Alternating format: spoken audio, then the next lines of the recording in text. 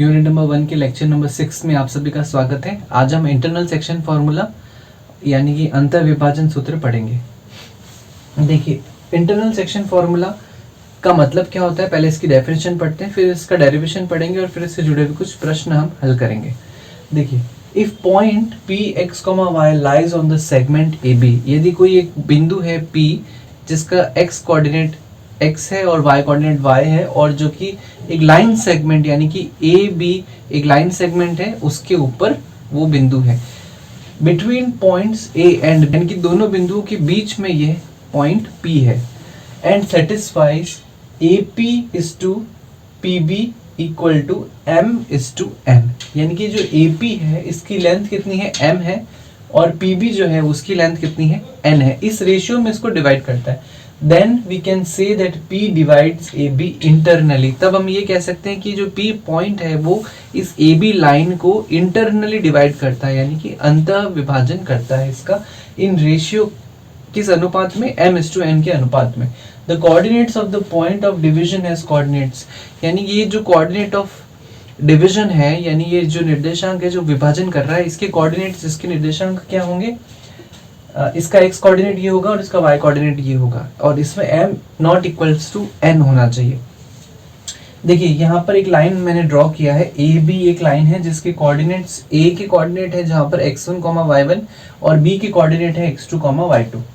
तो ये जो p है x, y जो कि इस ए बी लाइन को m और n m/n रेशियो में डिवाइड कर रहा है, इसके कोऑर्डिनेट्स कैसे लिखे जाएंगे, mx2 plus nx1 upon m plus n, और उसी तरह से y में लिखे जाएगा my2 plus ny1 upon m plus m। ये तो इसका फॉर्मूला, इसके डेफिनेशन की बात हुई कि इंटरनल सेक्शन फॉर्मूला का मतलब है जो पॉइंट जिसके कोऑर्डिनेट्स हम फाइंड आउट कर रहे हैं इसके अंदर, वो पॉइंट उस लाइन के ऊपर स्थित है, यानी a और b जो एंड पॉइंट्स हैं उनके बीच में कहीं पर स्थित हो सकता है। इसमें m not equals to n लिखा है यहाँ पर। अब m इक्वल टू n हो तो उसके लिए कौन सा फॉर्मूला यूज करते हैं, उसके लिए आप इस चैनल को सब्सक्राइब कीजिए और नोटिफिकेशन बेल आइकन पर भी आप जरूर टिक कीजिए, ताकि ये m इक्वल टू n जो है कब यूज होता है, इसमें कौन सा फॉर्मूला यूज होता है, उसके लिए आपको जानकारी मिल सके। देखिए, अब इसकी डेरिवेशन की बात करते हैं, इसको सिद्ध करते हैं कि ये सूत्र, ये फॉर्मूला जो है वो आया कहाँ से है। तो इसके अंदर देखिए, we can derive this formula by constructing two similar right triangles. हम ये फॉर्मूला डिराइव कर सकते हैं, सिद्ध कर सकते हैं, क्या बना करके, दो सिमिलर राइट ट्रायंगल्स। ट्रायंगल अभी हमने पढ़े नहीं, त्रिभुजों के बारे में अभी हमें पढ़ा नहीं है, लेकिन आगे आने वाली इसी यूनिट के सेकंड पार्ट में हम पढ़ेंगे। तो राइट ट्रायंगल्स वो ट्रायंगल्स होते हैं, वो समकोण त्रिभुज वो त्रिभुज होता है जिसका कोई भी एक कोण क्या होगा, 90 डिग्री का होगा। और सिमिलर ट्रायंगल उसको ट्रायंगल को कहते हैं जो सेम प्रॉपर्टीज को शेयर करते हैं, है ना। तो similar right triangles, their hypotenuse will divide the line in ratio m/n, जिसका हाइपोटेन्यूज जो है, जिसका कर्ण जो है वो क्या करेगा, इस सरल रेखा AB को m/n के अनुपात में विभाजित करेगा। तो ये तो हमने डेरिवेशन का स्टेटमेंट ले लिया, अब हम इसको डिराइव करेंगे। तो यहाँ मैंने डेरिवेशन के लिए आप एक डायग्राम बनाया है, इस डायग्राम को समझते हैं सबसे पहले और फिर हम डेरिवेशन को समझेंगे। देखिए, यहाँ एक लाइन है AB और जिसके कोऑर्डिनेट है A में x1, y1 और B के कोऑर्डिनेट है x2, y2।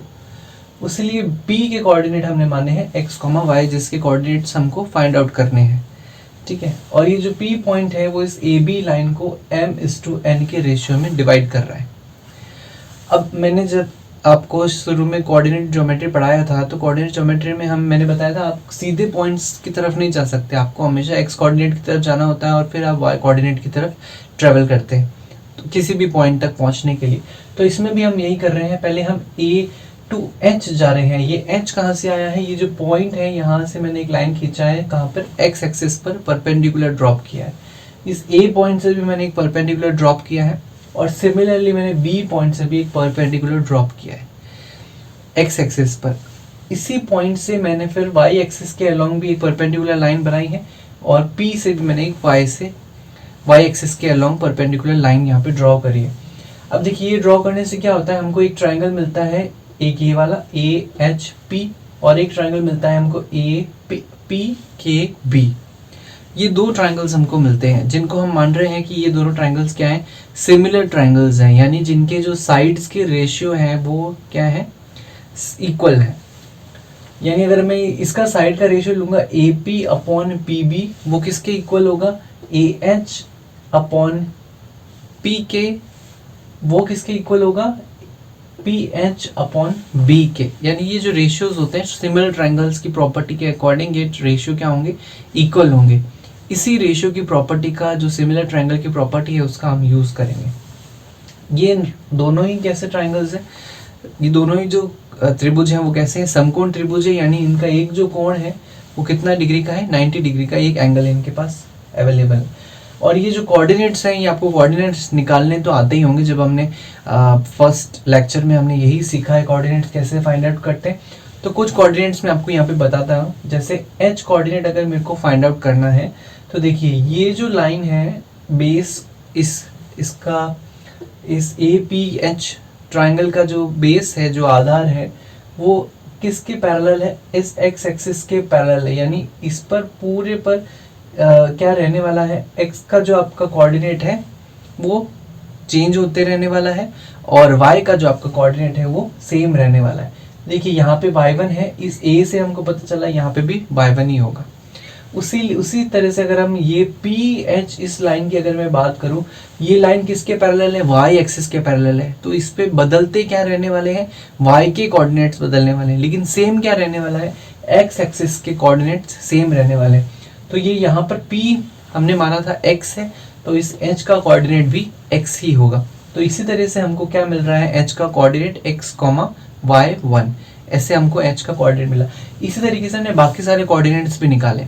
अब मैंने आपको ये बताया था जब हमने डिस्टेंस फार्मूला कैलकुलेट किया था, जो लाइंस टाइप 2 क्वेश्चंस मैंने बताए थे, जिसके अंदर आप लाइंस जो कि एक्सिस के पैरेलल होती हैं उसके अंदर हम उसी कोऑर्डिनेट को माइनस करते हैं जो कि चेंज होता है, जिससे हमको क्या मिलती है, डिस्टेंस मिल जाती है।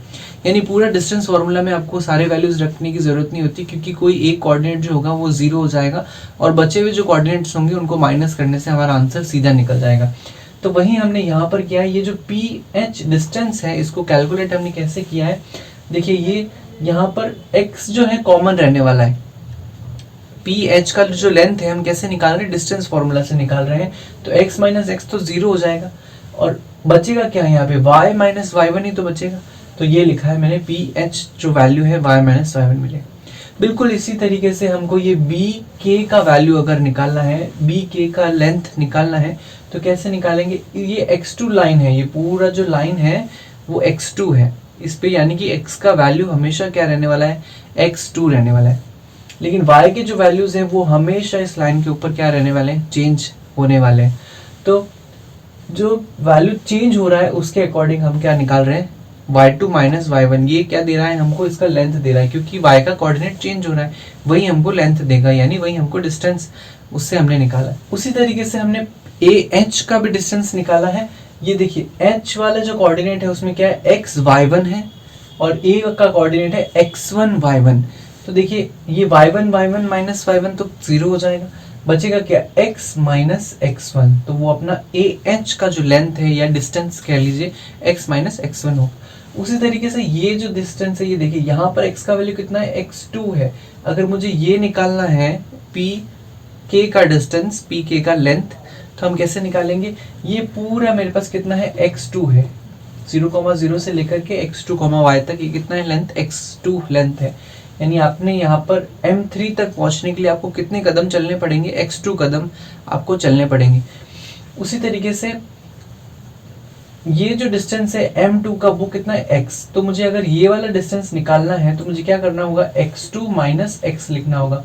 तो ये जो PK है इसका डिस्टेंस कितना आएगा, x2 माइनस x आएगा।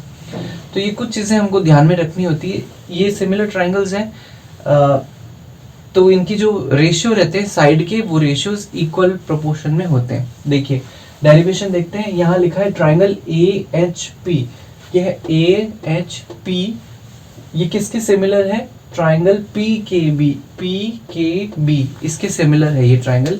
तो इसकी प्रॉपर्टीज क्या होगी, AP upon BP, AP upon BP, क्योंकि इसी रेशियो में है।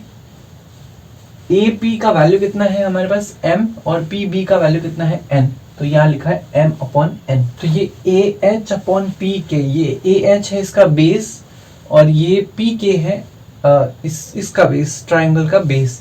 तो हम क्या कर रहे हैं AH/PK, क्योंकि रेशियोज सिमिलर ट्राइंगल्स में इक्वल होते हैं, उसी तरह से हम कर रहे हैं परपेंडिकुलर का PH/BK। देखिए ये रहा PH/BK। इन सब के वैल्यूज हमने कैलकुलेट करे, उन वैल्यूज को हम यहाँ पे पुट कर रहे हैं। ये AP/BP जो रेशियो अभी हमने देखा, ये है AP/BP m/n। AH इसका वैल्यू कितना है, देखिए ये हमने निकाला x - x1, तो ये रखा है x - x1। PK, इस PK का वैल्यू कितना है, ये हमने निकाला है यहाँ पर x2 - x, तो ये यहाँ रखा है x2 - x। उस तरह से PH, इस PH का वैल्यू हमने लिखा है y - y1, तो ये रखा है y - y1। और BK का value y2 - y, y2 - y हमने यहाँ रखा है। इसकी बात तो बहुत इजी है, m/n को हम क्या कर रहे हैं, पहले x के लिए सॉल्व कर रहे हैं और फिर हम y के लिए सॉल्व कर रहे हैं। क्योंकि x कोऑर्डिनेट हमको फाइंड आउट करना है, तो हम क्या करेंगे, इसको क्रॉस मल्टीप्लाई किया है हमने, जो भी x के वैल्यूज थे उनको एक तरफ रखा, उसमें से x को कॉमन लेकर के जो बचा उसको वापस हमने डिवीजन में कर लिया, तो हमारे पास x का कोऑर्डिनेट आ गया। उसी तरह से हमने y के लिए भी सॉल्व किया है। तो देखिए आप, जो x के वैल्यूज आ रही हैं, x के जो कोऑर्डिनेट आ रहे हैं और जो y का कोऑर्डिनेट आ रहा है, वो बिल्कुल हमारे फॉर्मूले से मैच कर रहा है। यही हमारा इंटरनल सेक्शन फॉर्मूला है, अंतर विभाजन सूत्र, जो कि क्या करता है, अगर एक सरल रेखा है उसके दोनों एंड पॉइंट्स के बीच में अगर कोई भी पॉइंट है, उस पॉइंट को कैलकुलेट करने में हमारी हेल्प करता है। तो आज का वीडियो इतना ही। तो अगले वीडियो के अंदर हम इंटरनल सेक्शन फॉर्मूला के क्वेश्चंस करेंगे। तब तक के लिए सबको नमस्ते।